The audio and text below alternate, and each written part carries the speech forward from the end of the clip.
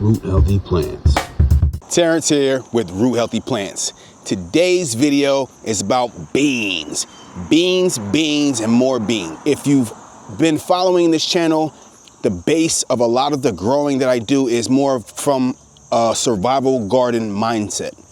And survival gardening meaning growing things that we can store with not as much energy, where we can keep it stored dry or canned to where it can last months or years. So what I have here, I have 3 separate bags of beans. We have Goya beans, we have a bag of Brown's Best beans, we have a bag of Dakota's Pride. It is way more economical to grow beans, buying them in bulk like this, already prepared to cook and eat, than it is to buy beans as seeds from a seed company. They're gonna give you a small packet and they're gonna put a whole lot less for a lot more money. Just so you can understand what I'm talking about here, everything right here that you see, all this ground cover, these are all beans. These are beans that I bought from the store in bulk like this, already prepared to eat. And these are all black beans right here. Let's see, we might be able to see some of the black beans that are still right there. You see the shell right there from that black bean? And you can see them. There's a few more here. Might be able to see the shell of the black bean right there.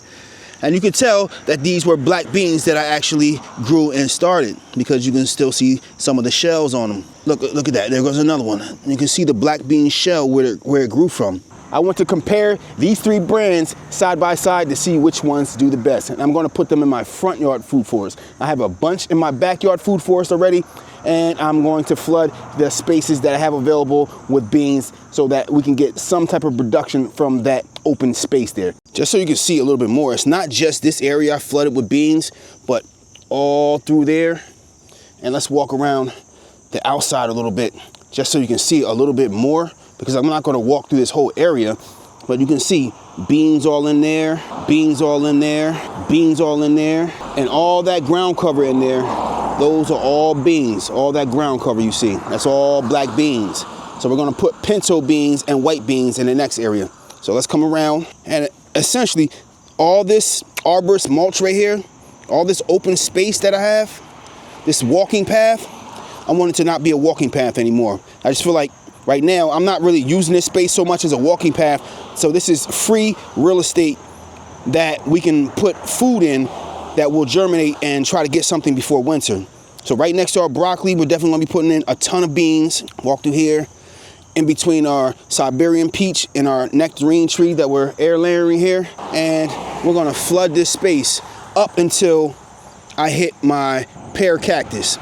So right here, this pear cactus that I'm now propagating, we're gonna stop right there. So we're gonna start from right here and move back. And that whole row right there, we're putting all beans. And I'm gonna separate each pack, and maybe I'll put like sticks or whatever in between each one, and we're gonna see which one does the best, which one germinates the most. Let's do it. Let's check on the squash. Squash check, nice, all right. Squash patch is not doing the greatest, but it's producing. Just not producing as much as I thought it would. We might throw some beans in here too, I don't know. We got a lot. I see a nice amount of open spots. I could definitely fill in some of this with some beans because I don't want to waste any space. And I think that's what I'm going to do. We're doing Goya here. And I'm going to show you my process and how I do it, because beans can be planted so dense, really dense. So I'm not going to be super particular about how I'm going to put these in the ground. I don't have to get exact spacing. So I'm going to really be a little bit crude on how I put these in the ground. Check me out. All right, I just open up the bag here, and I'm going to put some of these right here. Put some of these wood chips to the side. It's all arborist mulch. And if you don't already know, and I got stuff coming out already. So I did put some beans here, and they just didn't germinate quick enough. And I see some of them starting to come out. That was all good. We're going to interplant some of the beans that I already put here prior. Yeah, I was expecting some of this stuff to already germinate, and because the beans that I put prior didn't germinate already, I thought that they were duds, and I see some of this stuff coming up. So, you know, if we get a lot more than we bargained for, or get a lot more than we thought we were going to get, that's just a double win for me. So I'm moving some of this wood chips back, And like I said, this is a bunch of arborist mulch that's been breaking down for maybe 5 or 6 years. And I put this out here as more of a ground cover, but we can actually grow in it. So I just moved some of that back. So I'm just gonna put a lot of beans in my hand here, and we're just gonna put a nice, healthy sprinkling of these beans along this whole path here. And you might think like, oh, whoa. You're planting them too close, you're planting them too dense. And I'm gonna say I'm not. Why is that? Because I've experimented with planting them extremely dense, and they will grow really dense and grow and be successful. So beans can be planted extremely close and really dense, and you can really make these good ground cover. These were chickpeas. That's why they didn't produce that's why they took longer to germinate. I didn't know that chickpeas take a lot longer to germinate. And I'll tell you and show you what's coming up. And I didn't know that these were going to germinate. So right here, you can see, you see the roots of the chickpea. I put chickpeas in the ground, and you can see them starting to root there. And that's what's coming up. So I'm putting Goya beans in the mix with these chickpeas, and I made the mistake of not understanding and knowing that chickpeas take longer to germinate and produce, and they actually starting to germinate. I'm still going to throw some of these Goya pinto beans in the mix with them, but we're getting production and germination from these Goya chickpeas. And I'm only realizing that these were the chickpeas because when I peeled this layer back, some of the chickpeas are popping up. I thought they were mushrooms, but they're not mushrooms. They are actual chickpeas that are germinating. So yeah, I messed up on that. I thought these were not going to germinate.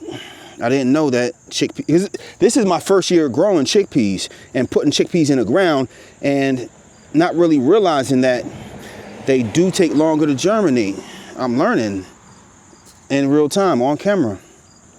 But let's cover these beans up right here. Make sure those chickpeas are covered up because they are producing. And this is what we're looking at right here. This right here, this is chickpea. This is chickpea. These are chickpeas, these are chickpeas, these are chickpeas, and more. Chickpeas right here, chickpeas right here. Wow. And chickpeas here. We're getting a decent amount of production on the chickpeas. And again, growing in all arborist mulch. So I'm going to be a little bit more careful in particular where I put the rest of these beans at, because I don't want to mess up the chickpeas. I want my chickpeas. And I seen, when I peel some of that stuff back, we see more of this under there, and it's starting to germinate and it's getting ready to pop through. So I'm going to be careful with that. And we're going to let the chickpeas do what the chickpeas do. I got a good mind to not even mess with this area anymore, but I definitely want to get as much, some of the beans spilled here. I definitely want to get as much germination as I can and optimize my space, but wow. In real time, I'm flabbergasted at what I'm seeing here.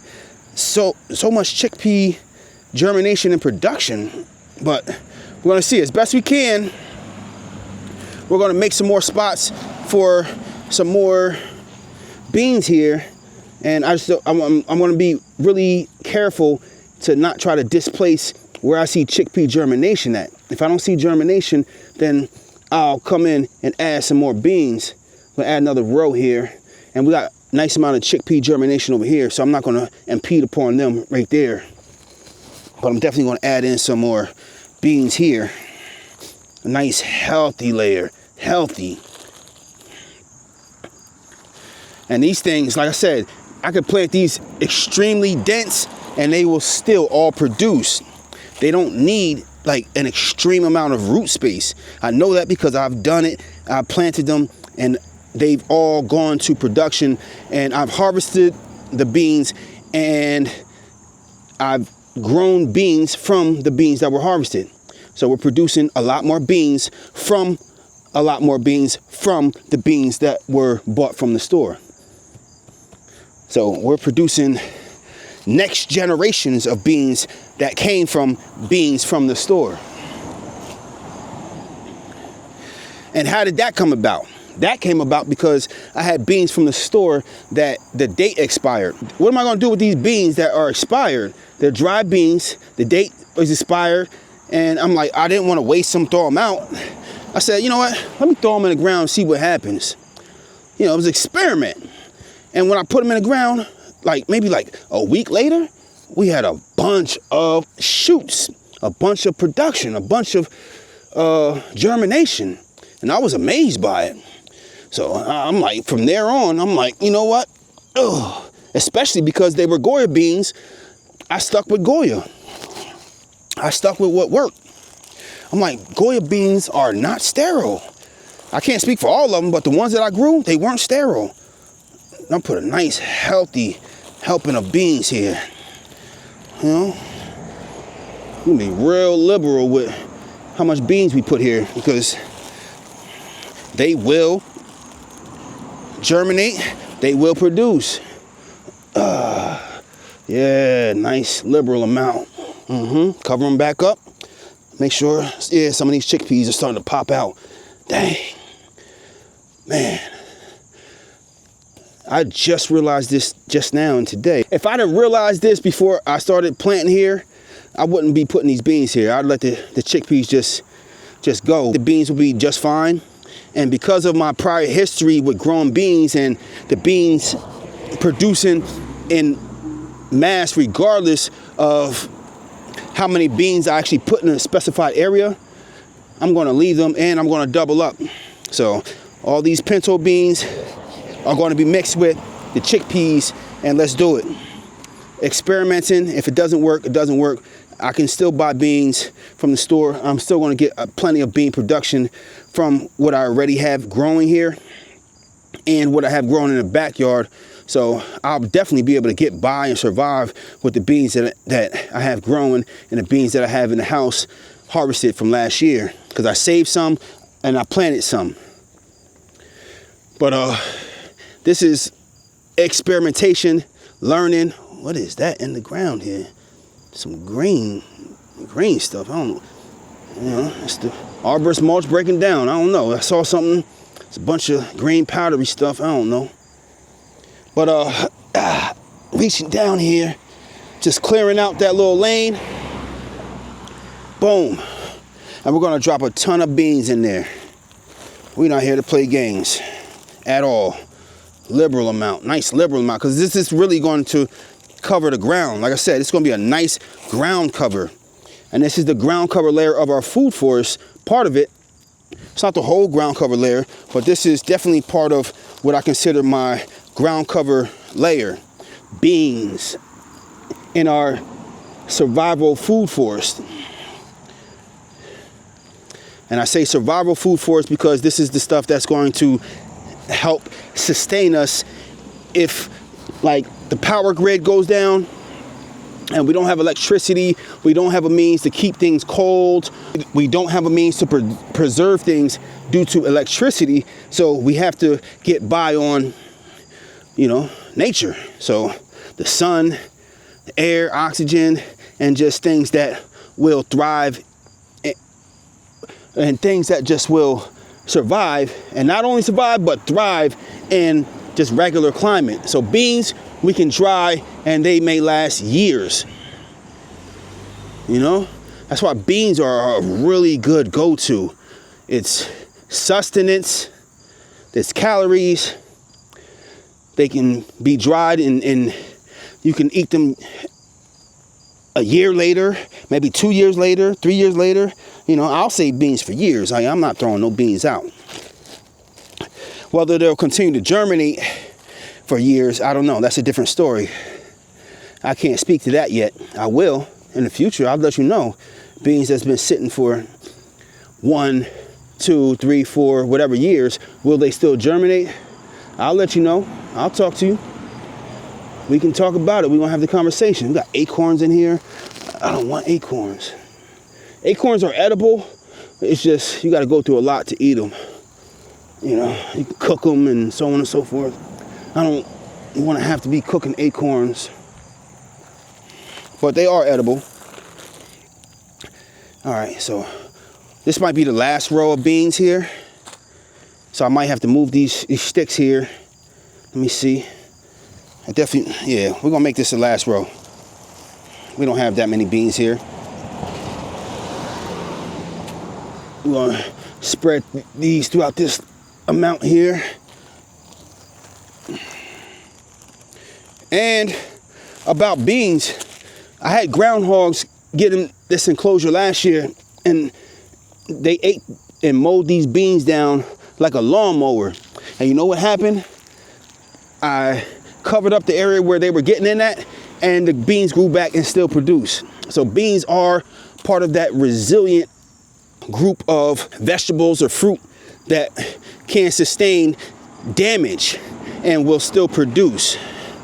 So this is another reason why I love growing beans. It's sustenance, they'll last a long time, they're part of my survival food force, and they are resilient, very resilient. All right, so I just put in that last group, and I'm gonna move this right here. I'm gonna move this patch of just wood sticks and stuff, because I'm just using this as a marker. So I'm just showing where the beans stop, where one patch of beans stops and where another patch may begin. You know, it's a very crude marker, but it's all good. That's what I'm using. I'm using nature, using what I have available. We're moving on to the next area, and some of this stuff I'm gonna pull out because we had some issues this year. So a lot of this strawberry right here that I thought was ever-bearing strawberry, I'm gonna rip some of this stuff out because I think we had some cross-pollination with mock strawberry, and it just didn't do great, and we have to get rid of it, unfortunately. I thought this was gonna produce years and years of strawberries and spreading and spreading and spreading, and I gotta start over with this strawberry patch. My other strawberry patch did well. I got several strawberry patches, but this strawberry patch was a disappointment, and we're gonna put some other stuff in these areas. And I just wanna rip these strawberries out. We don't need these anymore, because these are definitely aggressive. They'll spread, they'll take over, and we just don't need that right now. I want my beans to cover the ground. And they call beans nitrogen fixers, so maybe like it adds nitrogen and nutrients and helps the soil. But for now, I want to get these strawberries. This is Myoga ginger right here. I didn't get much from this year. So I had strawberries mixed with the Myoga ginger. I was kind of hesitant to be harvesting my Myoga ginger because of the strawberry, but I learned a lot. My wife told me this year, because I didn't know last year, she told me this year, no, the Myoga ginger, you're supposed to harvest from the top. I'm looking for root ginger, and she told me a year later that, no, you're supposed to harvest this ginger from the top. I didn't know. So, yeah, that's a whole nother story. Anyways, so we took out a bunch of stuff here. Everything that's, all these creeping things and strawberries, we want to kind of, for the most part, get up out of here. I want this stuff going, because if it's not the ever-bearing strawberries, we don't really want it. I don't want that mock strawberry. Even though the mock strawberry, they're not poisonous, they're edible, but they just don't taste like much. They don't taste like hardly anything. And they're really small. They're very insignificant in food production. So I just don't care for them, don't want them here. I want to produce things that make the most sense for root healthy plants. And we're going to get a bunch of beans in the ground here. So just leveling out this area. We just cleaned this up, cleared it out. And I want to see what this one company actually does. We're going to start from where these sticks end right here. I wonder if this is a fruit tree. Hold up. Do these leaves look like these leaves? Hold up. We might actually have some fruit tree spreading. I don't know what that one is. I'm going to go into my plant app on camera. We're going to go into my plant app right here, and we're going to try to identify what this is, because I think this might be another fruit tree. Oh, I would love that. That'd be like Christmas for me right here. on Christmas on camera. What is this? Let's try to identify this right here. Use our plant app. What is this? Oh, black cherry. It's a fruit tree. They're not my favorite, but I'll leave it. Black cherry. I'll leave it. I thought it was a peach or something else. And we do have peach trees, cherry trees that I am propagating and growing from seed. And we're going to do a video on that also. Just not today. Just not right now. This is not the video. We're talking about beans here. Beans, beans, and more beans. All right, so what we're doing right now is we're going to make a space for these beans, put these wood chips, arborist mulch to the side. And a lot of stuff just won't grow well in arborist mulch. Oh, we got more chickpeas. Ooh, got to watch out for those chickpeas.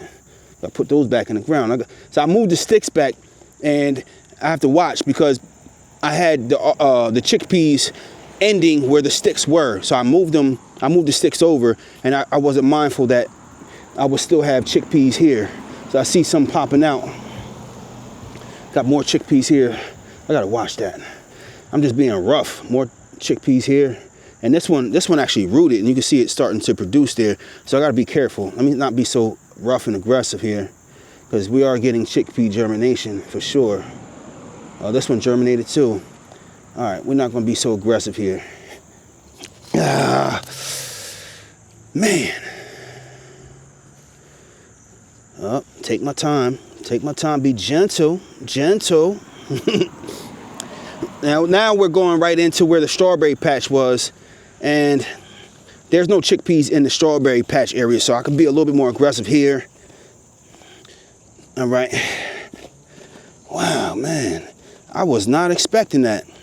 I thought what I put there were duds, and it clearly was not. So next to the yellow pear cactus is Goya. After these sticks right here is we're putting Brown's Best. So right now we're putting Brown's Best, and I actually got these from the dollar store. These are dollar store beans, dollar store pinto beans.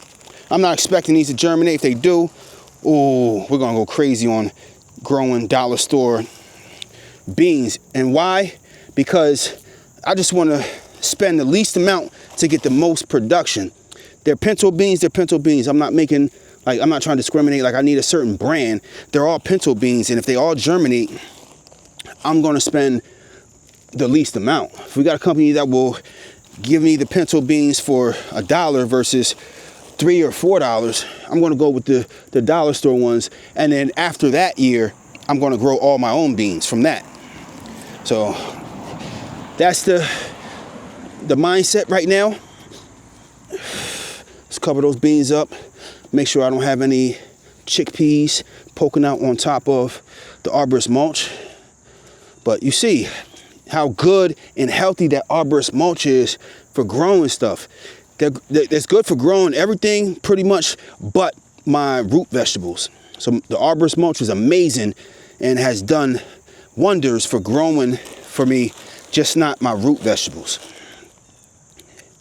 Throw a bunch of beans there, and we're going to cover up all this ground. All this ground is going to be so green and lush. All right, next row.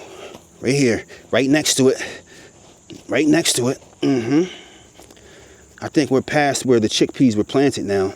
I'll make sure we don't disturb that tomato too much. Not too much. Not too... Oh. Whatever. Was that a chickpea? We got chickpeas right here, too. Throw this over here. Cover that up. Yeah, I didn't go far enough because we got chickpeas still popping up over here. Man. Yeah. It is what it is. So, put another row. Ooh, more chickpeas. I might as well leave them there, right? Leave some there. Mix them with these beans. But we're going to dump this whole pack in this area.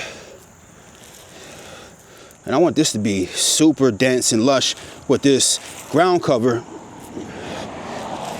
And if it's adding nutrients to my soil, like they say, beans are nitrogen fixers, you know, it's only doing a positive, right? this will all be a net positive. All right, so we cover these beans up. Beans. It's all good. It's all good, right? Let's talk about it. And I grow these like this. Again, I grow them like this because this is how I'm getting success. I got a lot of success last year growing like this. That's why I don't mind doing it. I'm not going by a book because I already experimented. I don't need a book to tell me what the beans will do or won't do when I've already seen what they will or won't do from my own experimentation. Growing these from the store, like I said. This tomatoes are resilient, so that's why I'm not like tripping over this thing falling over the way it just did. That tomato will live. This tomato's gonna be just fine, and we're gonna put this last bit of this Brown's Best in the ground here.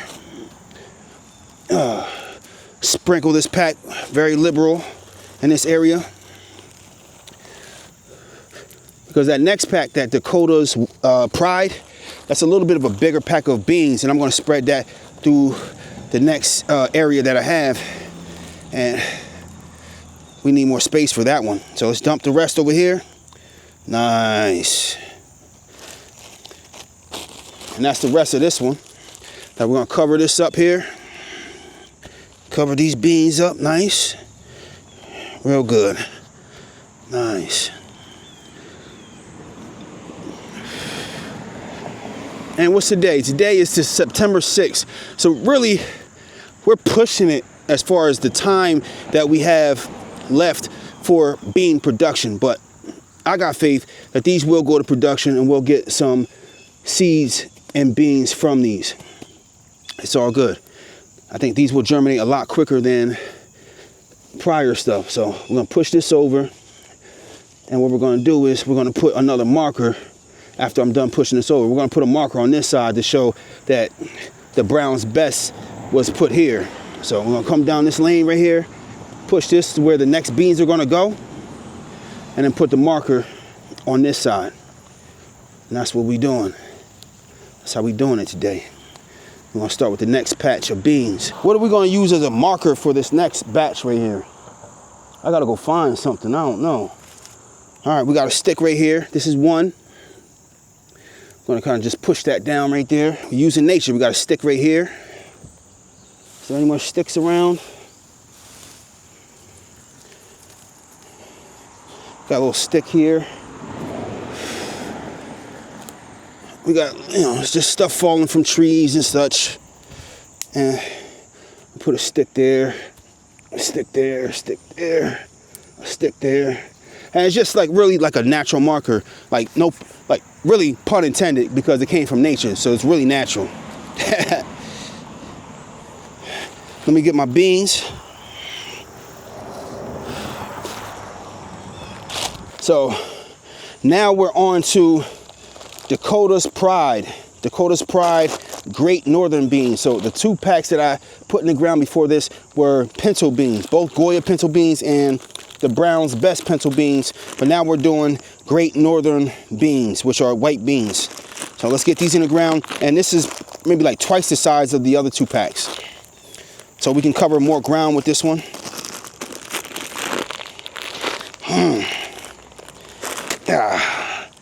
Some spilled out. It's all good. Just throw that over there.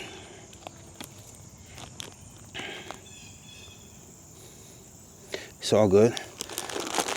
Spill it. Spill the beans. I guess this is where that phrase came from. He's spilling the beans. Because it's easy to spill beans. Look at that. Just stumbled upon a phrase in how we say things. Is that where it came from? Just spill the beans. I don't know. I don't know. All right, time to cover them up. Make sure if we come across any more like climbing or creeping things or strawberries, I pull those out, because we don't want any more of that up in there. competing with our beans, because like I said, strawberries are aggressive. All right, let's cover up our beans, and it's go time. It's go time. Cover up our beans. The easiest I can make food production, that's what I'm going to do. And that's what I'm going to experiment with, and that's what I'm going to show you. Because I think a lot of people don't grow their own food because of how difficult they think it is, how time consuming, how tedious, how knowledgeable you have to be to grow your own food. And I don't think that's the case. I mean, granted, yes, you want to do your Googles or gain some knowledge and know what you're doing, but you also have people like me that's willing to experiment or show or teach in a simple way that is very applicable for the average person. Now we just cover that up. Super simple. We just dug a little divot there and just covered it up. Super simple. And we're definitely going to get a lot of bean production in there. We're definitely going to get a lot of germination, a lot of growth. And especially if you start this earlier in the season, you're definitely going to get a lot more earlier production. And you know for a fact that you will get beans on your dinner table, on your dinner plate, as opposed to how late I'm planting these in the year. Now, I have plenty of beans that have been started, but I'm willing to push the limits. Today is what, September 6th. So I just want to see, for future reference, if I plant something at this time of year, will I get food production? Let's check it out and see. That's all. All right, a little bit more. All right, that's about right. So we just push that over. Cover up those beans. That's all we need to do is just really cover them up. Just cover them up. Acorns. Get these acorns up out of here. Just cover them up. They'll pop right through. This is very loose soil here. They'll pop right through wood chips. So they'll definitely pop right through this soil here that may not be planted. These beans might not be planted right at the ideal place where it's like, they say, cover up the bean or cover up the seed with just enough soil that it will definitely poke through. They say if the soil is a half an inch, or if the bean is like a quarter of an inch, only put a quarter of an inch of soil, or whatever these measurements or whatever they go by. I don't go by that. Granted, if it's a tiny seed, I'm not going to bury it on the ground like it's a body, but just a light, you got to be really instinctive and intuitive about the stuff. They're the bigger of a lot of seeds and a lot of beans and peas and such.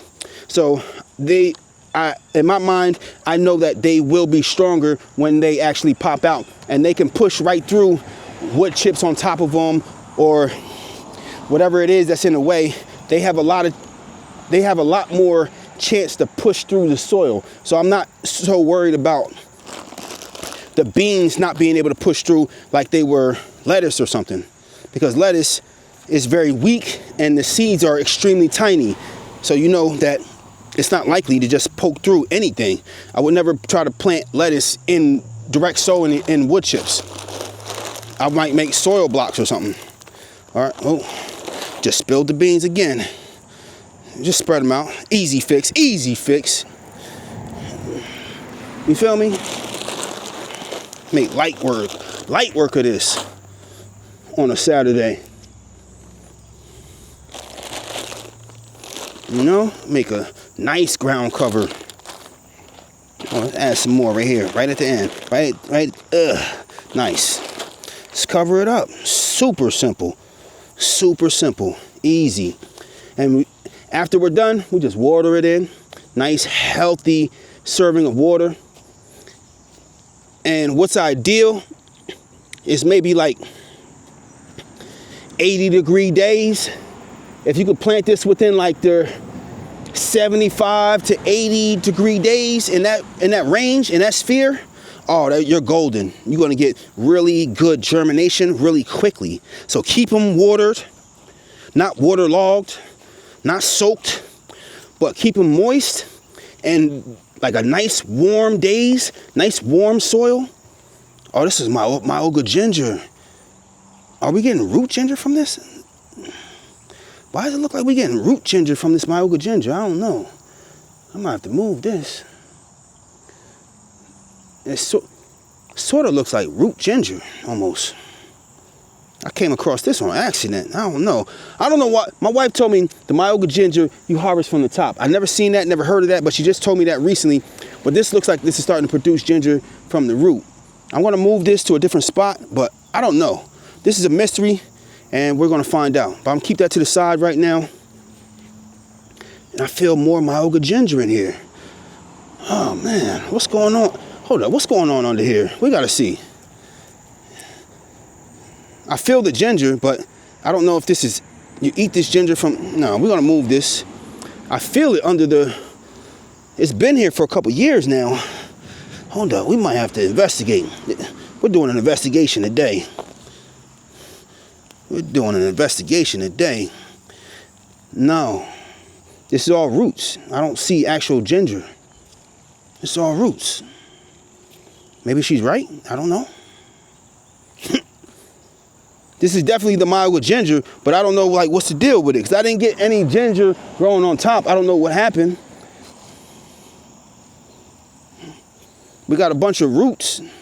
It grew leaves for years, but I didn't get any ginger production. I don't know. That's throwing me for a loop right there.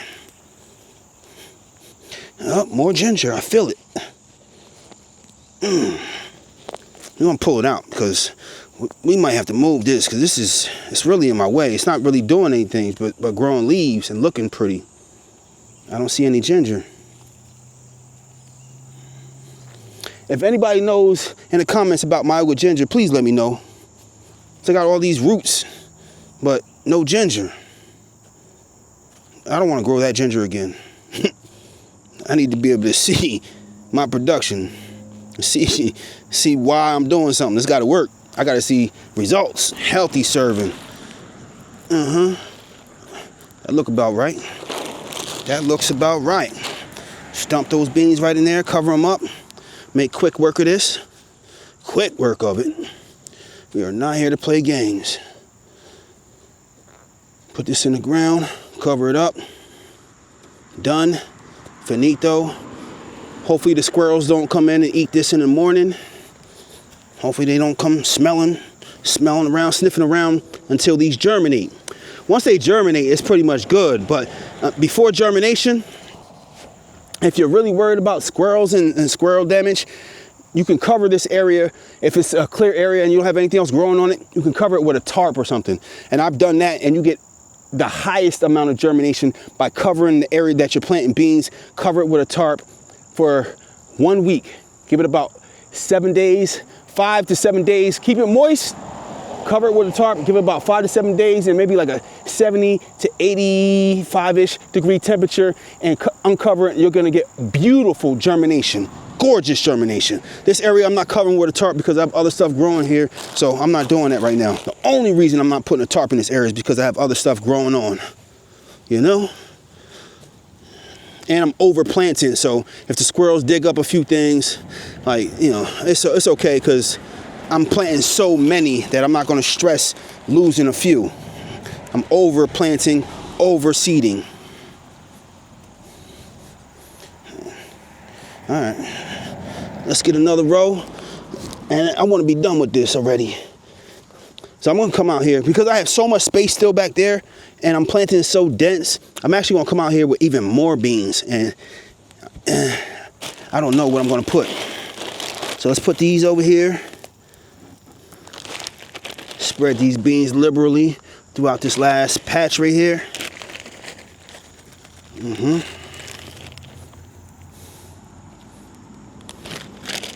Any more beans? Nope. Dakota's Pride, we're finished with. We're just gonna cover this area up. And I'm gonna move my ginger root to a different area. So I don't know what's the deal with this ginger root. We didn't get any ginger from it. Besides like looking at it. Like grass.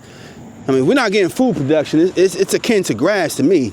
I don't want to sit here and be looking at grass. I'm not the grass looker type. It's like watching paint dry. That's not for me. I don't want to look at grass at all. All right, so we're done with this area. That's it for today's video. If you got something out of this video, please smash that like button. If you haven't already subscribed, you already know what to do. If you have any questions or comments, put it in the comment section, and I will see you on the next one. Terrence here, Root Healthy Plants. I'm out.